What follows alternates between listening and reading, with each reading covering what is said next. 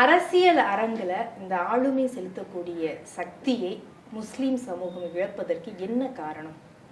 இல்லை, அது மிக முக்கியமானது. என்னென்னா, இந்த நாட்டினுடைய பாசிச சங்கபரிவார சக்திகளுடைய எழுச்சி தான் வந்து அரசியல் அரங்கில் இன்றைக்கு வந்து முஸ்லீம் சமூகத்துடைய குரல்கள் கொஞ்சம் கொஞ்சமாக இல்லாமல் ஆவதற்கான காரணம். நான் அதான் ஏற்கனவே சொன்னேன்ல, காங்கிரஸினுடைய ஆட்சி காலத்தில் வெறும் ஓட்டு வங்கியாக மட்டுமே பார்க்கப்பட்டார். நாங்கள்லாம் கட்சி துவங்கும் பொழுது அது வந்து மன்மோகன் சிங்குடைய காலம், 2009 நாங்கள் துவங்கினோம். அப்போல்லாம் சொன்னோம், காங்கிரஸ் கட்சி நம்மை போன்ற சமூகங்களையும், முஸ்லீம்களை மட்டுமே இல்லை, எல்லா சமூகங்களையும் வெறும் ஓட்டு வங்கியாக மட்டும் பார்க்குறாங்கன்னு சொன்னோம். அப்புறம் வந்து பாஜக ஓட்டு வங்கியில் அவங்கள ஓட்டாவே நான் பார்க்கவில்லை என்று சொல்லியது. எல்லா இடத்துலையும் சலனம் இல்லாமல் அமைதியாக கடந்து சென்றார்கள். யாரும் அதை வந்து இன்றைக்கு அது ஒரு பெரிய பேசு பொருளாக இன்றைக்கி பேசலை. இன்றைக்கி அஸ்ஸாமில் 5000 வீடுகளை எந்த குற்றமும் செய்யாமல் வீடுகளை ஃபுல்லாக இடித்து புல்டோசிங் பண்ணுறாங்க.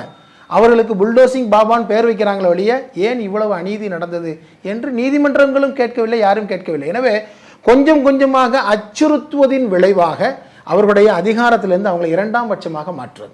அப்போ பொது சமூகத்தில் என்ன கேட்டால், வேண்டாங்க இவர்களாக குரல் எழுப்ப நமக்கு பிரச்சனையாயிருங்க, நம்ம தேவையில்லை, அமைதியாக இருந்துருவோம், ஏதோ அவர் அனுபவிக்கிறார், முஸ்லீம் தானே அனுபவிக்கிறார் என்கிற இடத்திற்கு இந்த 78 ஆண்டு சுதந்திர வரலாறு இன்றைக்கு வந்து இதை வந்து நமக்கு வந்து கொண்டு வந்திருக்கிற காட்சிகளை இதுதான் அரசியல் அரங்களுடைய அந்த நம்முடைய குரல் வந்து வலிமை இழப்பதற்கு காரணம். எதாவது எஸ்டிபி சொல்லி காட்டுகிறது, அதிகாரம் இல்லையேல் அடிமைத்தனம் தான். அதிகாரம் கிடைக்கலன்னா அடிமைத்தனம் தான். எனவே நாம் அடிமைகள் அல்ல, அதிகாரத்தை நோக்கி நாம் நகர்வோம் என்று நாங்கள் சொல்லி காட்டுகிறோம்.